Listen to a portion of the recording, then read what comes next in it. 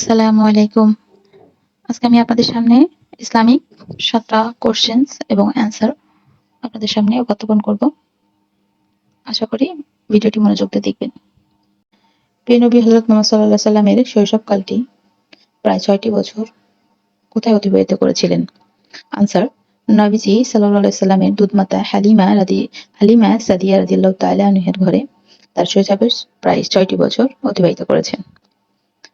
Question number 2: কোথায় রাসূল সাল্লাল্লাহু আলাইহি সাল্লাম বিদায় হজের ভাষণ দিয়েছিলেন? আনসার: জাবালে রহমত। জাবালে রহমতে দাঁড়িয়ে রাসূল সাল্লাল্লাহু আলাইহি ওয়াসাল্লাম বিদায় হজের ভাষণ দেন। কোশ্চেন নাম্বার 3: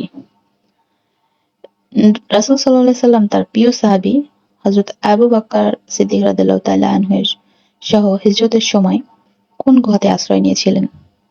আনসার: সাউর গুহায় আশ্রয় নিয়েছিলেন। কোশ্চেন নাম্বার 4: যে স্থানে নবী সাল্লাল্লাহু আলাইহি ওয়াসাল্লাম ধ্যানমগ্ন অবস্থায় তার উপর পবিত্র কোরআনুল কারীম অবতীর্ণ হয়, সেই গুহাটির নাম কি? গুহাটির নাম হলো আনসার: গারে হেরা বা হেরা গুহা নামে আমরা অনেকেই অবগত।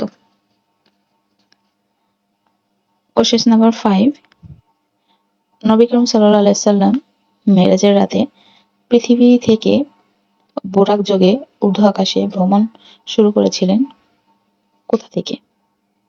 আনসার: মসজিদুল আকসা।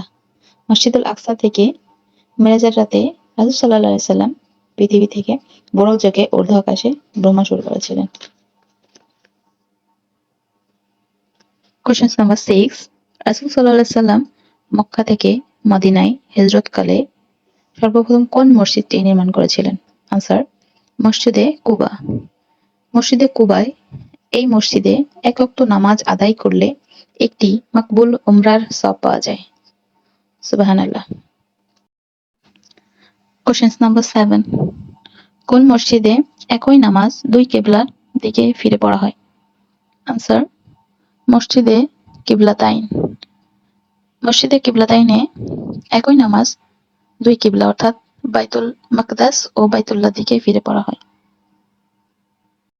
আশা করি সকলে বুঝতে পেরেছেন। ভালো থাকবেন সবাই। আল্লাহ হাফেজ।